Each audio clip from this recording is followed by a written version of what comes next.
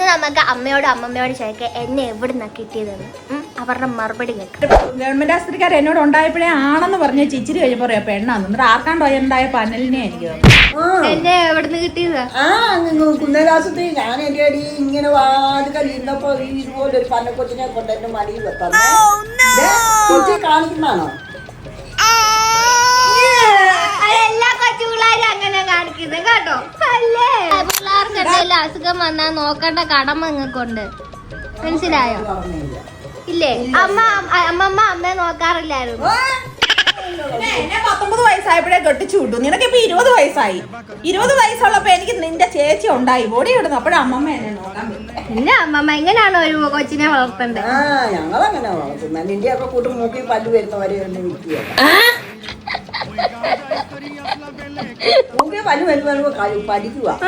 എന്നല്ലേ പഠിത്തങ്ങ് നിർത്തിയാലോ? ഞാൻ നിർത്തിയാലും കണ്ടിട്ടുകൂടാ. അമ്മ ആരെയാ നോക്കി വെച്ചിട്ടുണ്ട് എനിക്ക് വേണ്ടിട്ട്. എന്നാ പിന്നെ ഞാൻ അങ്ങ് വയക്കുക. 20 വയസ്സായില്ലേ? കെട്ടിയേക്കങ്ങ്.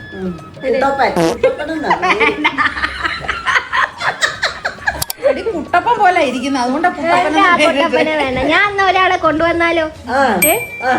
അതെന്നാ പേര്? ഒരാളെ കൊണ്ടുവന്നാലോ? കൊണ്ടുവന്ന് ഞങ്ങൾ സ്വീകരിക്കും. ആണോ? അമ്മ സ്വീകരിക്കോ? അമ്മ എന്നാ പിന്നെ ഞാൻ അടുത്ത ദിവസം കൊണ്ടുവരാവേ.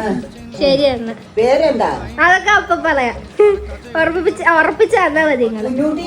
കുഞ്ഞുട്ടിയാ?